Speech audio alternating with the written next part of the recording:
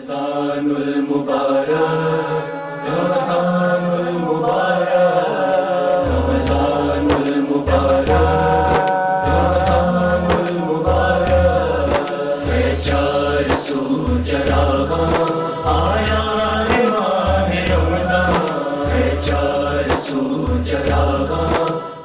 अऊज़ु बिल्लाहि मिनश शैतानिर रजीम। बिस्मिल्लाहिर रहमानिर रहीम।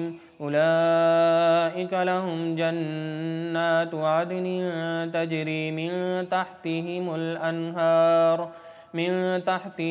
अनहार युहल्लौना फीहा मिन असाविर मिन ज़हबिन वयल्बसून सियाबन खुदरन मिन सुंदुसिन वइस्तबरक़िन मुत्तकिईन फ़ीहा अलल अराइक निअमस्सवाब वहसुनत मुर्तफ़क़ा।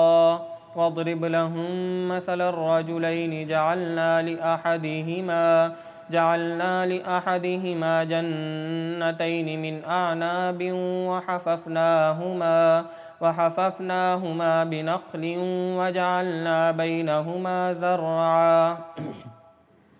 किल्तल जन्नतैनि आतत उकुलहा वलम तज़लिम मिन्हु शैअन वफ़ज्जरना खिलालहुमा नहरा वकान लहु समर। फ़क़ाल लिसाहिबिही वहुव युहाविरुहु अना अक्सरु मिन्क मालन वअअज़्ज़ु नफ़रा। वदख़ल जन्नतहु वहुव ज़ालिमुन लिनफ़्सिहि क़ाल मा अज़ुन्नु अन तबीद हाज़िही अबदा वमा अज़ुन्नु अस्साअत क़ाइमतन वलइन रुदित्तु इला रब्बी लअजिदन्न खैरन मिन्हा मुन्क़लबा। सदक़ल्लाहुल अज़ीम। रमज़ानुल मुबारक, रमज़ानुल मुबारक, रमज़ानुल मुबारक, रमज़ानुल मुबारक। है चार सू चरागा आया है माह रमज़ान, है चार सू चरागा। नाज़रीन, मैं हूं शहरियार शौकत और आप देख रहे हैं AYDF की खुसूसी रमजान ट्रांसमिशन रमजान के रंग AYDF के संग और इसका खुसूसी सेगमेंट अंबिया के रंग हमारे संग। अंबिया के रंग की आज की छठी नशिस्त के अंदर हम हज़रत आदम अलैहिस्सलाम के वाक़ये को आगे बढ़ाएंगे। जिस तरह गुज़िश्ता बैठक के अंदर हमने आपसे ये अर्ज़ किया था कि शैतान ने हज़रत आदम अलैहिस्सलाम को सजदा करने से इनकार कर दिया। इनकार की वजह उसने ये बताई कि वो खुद को हज़रत आदम अलैहिस्सलाम से इसलिए बरतर समझता था कि उसे आग से बनाया गया था, जबकि हज़रत आदम अलैहिस्सलाम को मट्टी या कीचड़ से बनाया गया था। अल्लाह रब्बुल इज़्ज़त ने उसे ढील तो दे दी, लेकिन शैतान की डांट डपट के बाद यानी अल्लाह रब्बुल इज़्ज़त ने शैतान को उसकी नाफरमानी पर डांटा और उसके बाद हज़रत आदम अलैहिस्सलाम की बाईं पसली से अम्मा हव्वा को हज़रत हव्वा को पैदा फरमाया। यहाँ पर मैं दोबारा ये चीज़ आपसे वाज़ेह कर दूँ कि हज़रत हव्वा अलैहिस्सलाम को अम्मा हव्वा को हज़रत आदम अलैहिस्सलाम की बाईं पसली से अल्लाह रब्बुल इज़्ज़त ने पैदा किया। चूँकि अम्मा हव्वा हज़रत आदम अलैहिस्सलाम की ही जिस्म से उन्हीं की बाईं पसली से पैदा हुई थी, लिहाजा उनकी पैदाइश के बाद हज़रत आदम अलैहिस्सलाम के दिल में उनसे मोहब्बत पैदा हो गई। अल्लाह रब्बुल इज़्ज़त ने हज़रत हव्वा को हज़रत आदम अलैहिस्सलाम के निकाह में दे दिया और ये जो पहला रिश्ता था कायनात का ये तकमील को पहुंचा और हज़रत आदम अलैहिस्सलाम और अम्मा हव्वा जो हैं वो एक दूसरे के निकाह में आ गए। उसके बाद अल्लाह रब्बुल इज़्ज़त ने हज़रत आदम अलैहिस्सलाम की फ़जीलत और बरतरी को मज़ीद बढ़ाया और फ़रिश्तों से उन्हें जन्नत में दाखिल कराने का कहा। ये वो लम्हात थे कि जब हज़रत आदम अलैहिस्सलाम और हज़रत हव्वा जन्नत में दाखिल हो गए और यहीं से अब मज़ीद जो वाक़या है हम आपको वो बताएंगे कि आगे क्या होता रहा। अल्लाह रब्बुल इज़्ज़त ने सूरह बकरा में इरशाद फरमाया है और कहा हमने ए आदम अलैहिस्सलाम तुम और तुम्हारी बीवी जन्नत में रहो और जहां से चाहे खाओ, बस सिवाय इस एक दरख्त के, इस दरख्त के करीब न जाना वरना तुम जालिमों में से होगे। अल्लाह रब्बुल इज़्ज़त ने इस दरख्त से दूर रहने को क्यों कहा, यह अल्लाह रब्बुल इज़्ज़त की ही हिकमत थी। लेकिन अल्लाह रब्बुल इज़्ज़त ने हज़रत हव्वा और हज़रत आदम अलैहिस्सलाम के लिए तमाम जन्नत की नेमतें खोल दी थी। अल्लाह रब्बुल इज़्ज़त ने हज़रत आदम अलैहिस्सलाम और अम्मा हव्वा से ये कह दिया था कि जन्नत में जहाँ चाहे रहें, जहाँ से चाहे खाएं, और जन्नत की तमाम तर नेमतें उनके लिए थी। लेकिन एक दरख्त था कि जिससे अल्लाह रब्बुल इज़्ज़त ने इन दोनों को, हज़रत आदम अलैहिस्सलाम और अम्मा हव्वा को, दूर रहने से कहा था। दूर रहने से मकसद ये था कि उसका फल या उस दरख्त पर मौजूद कोई भी चीज़ खाने की इजाज़त न थी। अल्लाह रब्बुल इज़्ज़त ने दोनों को जन्नत में दाखिल किया और उस दरख्त की निशानदही कर दी। अब आगे क्या हुआ वो अगली नशिस्त में इंशाअल्लाह अज़ीज़ आपको बताया जाएगा कि किस तरह से हज़रत आदम अलैहिस्सलाम और अम्मा हव्वा जो हैं, जब वो जन्नत में रहे तो उन्होंने क्या किया और क्या हुआ, कि जिसके बाद इस वाक़ये को हम मज़ीद आपको बयान करेंगे। ये था आज का वाक़या और आज की नशिस्त। उम्मीद करते हैं कि आपको इसे सुनकर ज़रूर फ़ायदा हुआ होगा। अगर हमसे बयान में कोई कमी हो गई हो तो अल्लाह रब्बुल इज़्ज़त हमें माफ़ फरमाए। जो कुछ सुना, जो कुछ समझा, अल्लाह रब्बुल इज़्ज़त उसे कबूल फरमाए। इंशाअल्लाह अज़ीज़ अगली नशिस्त के अंदर फिर आपसे कुछ नई बातों के साथ मुलाकात होगी। मुझे इजाज़त दीजिए। अल्लाह हाफ़िज़। रमज़ानुल मुबारक, रमज़ानुल मुबारक, रमज़ानुल मुबारक, रमज़ानुल मुबारक। है चार सू चरागां, आया है माह रमज़ान, है चार सू चरागां।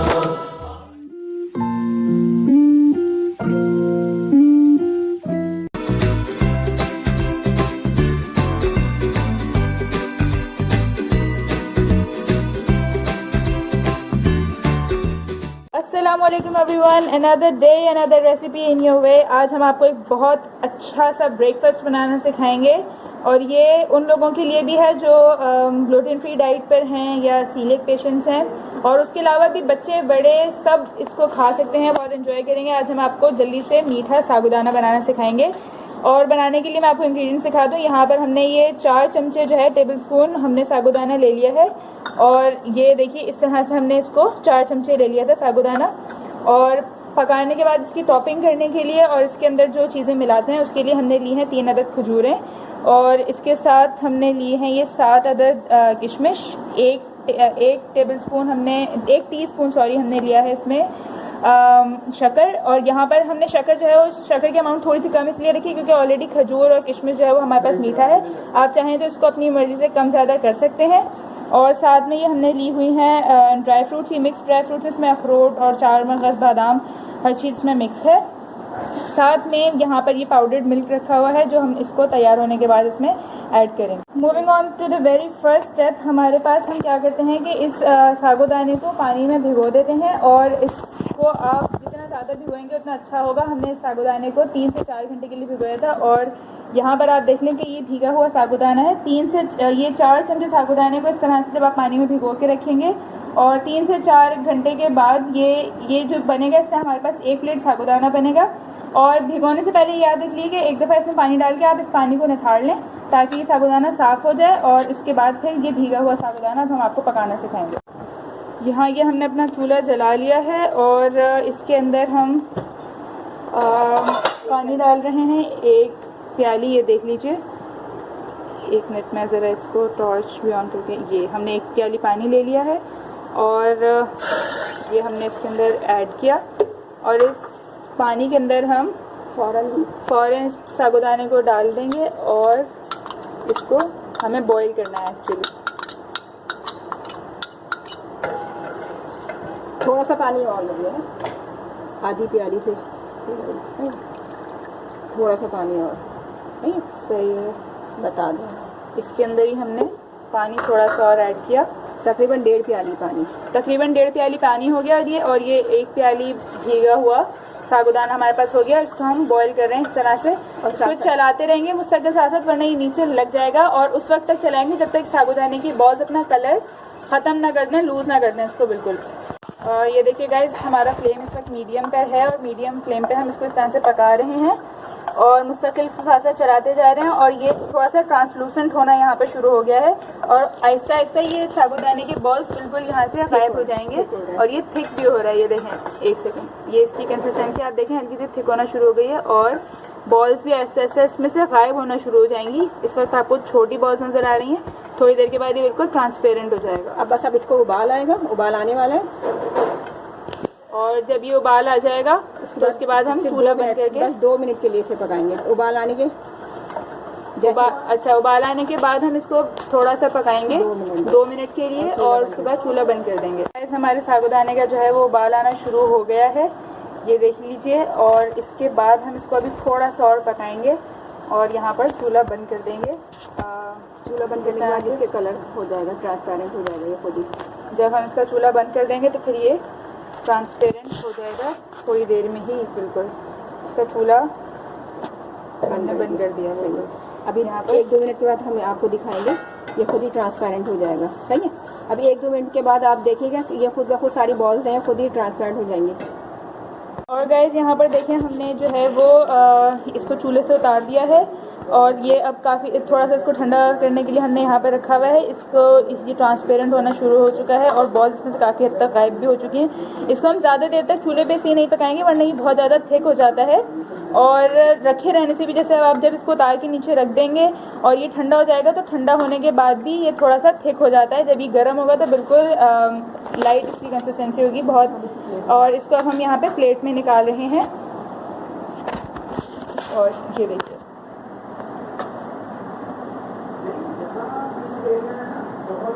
ये हमारे पास देखिए पूरी 1 प्लेट तैयार हो गया। ये पूरा 1 प्लेट साबूदाना जो हमने तैयार किया था वो यहाँ पर बन चुका है।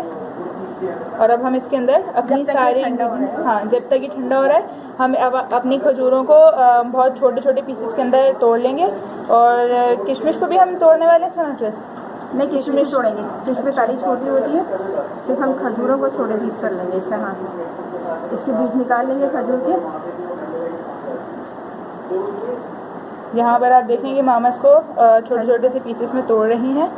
बिल्कुल इस तरह से कर लेंगे और इसके बीच अंदर से खजूर की गुठली निकाल लेंगे ऐसे और इस तरह से तीनों खजूर को ऐसे छोटे पीस कर लेंगे। ऐसे बस रफली कर लें ऐसे ताकि खाने में थोड़ा आसान हो जाए ना। इस तरह से तीनों को बस अब इसका झटपट से वो तैयार हो जाएगा। ये देखिए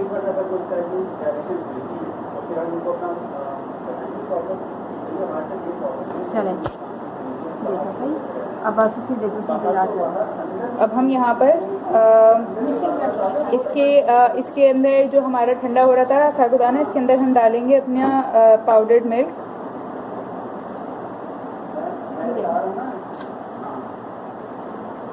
चलें ये देखें। अब हम इसमें सब कुछ तैयार करेंगे। सबसे पहले हम इसमें डालेंगे ये हम ब्राउन शक्कर इसमें डालेंगे। सबसे पहले हम शक्कर डालेंगे, उसके बाद फिर हम इसमें ये दूध डालेंगे। दूध आपकी अपनी मर्जी जितना आप पसंद करें, ठीक है। या आपकी अपनी मर्जी। बच्चों के लिए बना रहे हैं तो आप ज़्यादा डालें क्योंकि बच्चे जो है वो ज़्यादा पसंद करते हैं दूध। इस तरह से, ठीक है। ये देखिए ऐसे इस तरह से करते हैं। ये मामा ने इसमें खजूरें ऐड कर दी हैं।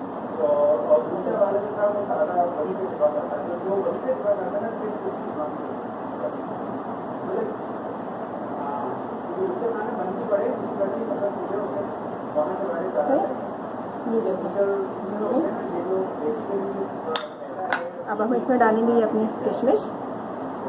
ये देखिए कितना देखने में कितना अच्छा सा लग रहा है। अब ये इसके ऊपर हम ये डालेंगे। जो आपके पास ड्राई फ्रूट घर में मौजूद है, जो आपको पसंद है आप वो डाल सकते हैं अपनी मर्जी से। इस तरह से ये देखें, इस तरह से ये सारे हो जाएंगे तैयार। अब इसको आप आराम से ये देखें कितना खूबसूरत लग रहा है। अब आप इसे खाते वक्त जो है आप इसे इस तरह से मिक्स कर लेंगे। साथ इसको अच्छी तरह से मिक्स करके अभी हम आपको दिखाएंगे कि ये इसका फाइनल लुक किस तरह का बनेगा। और गाइस फाइनली यहाँ पर ये जो है हमारा साबूदाना अच्छी तरह से मिक्स हो चुका है। परफेक्ट ब्रेकफास्ट है, हेल्दी ब्रेकफास्ट है। इसको छोटे खाएं, बड़े खाएं, कोई इसके साइड इफ़ेक्ट्स नहीं हैं और बहुत हेल्दी और स्पेशली वुमेन के लिए ये बहुत ज़्यादा ताकतवर होता है बिकॉज इससे जो है ना वो हमारी बोन स्ट्रांग होती हैं।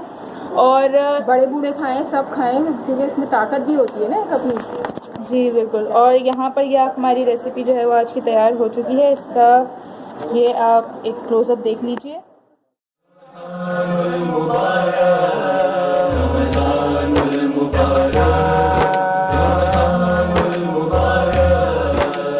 चार सू चरागां आया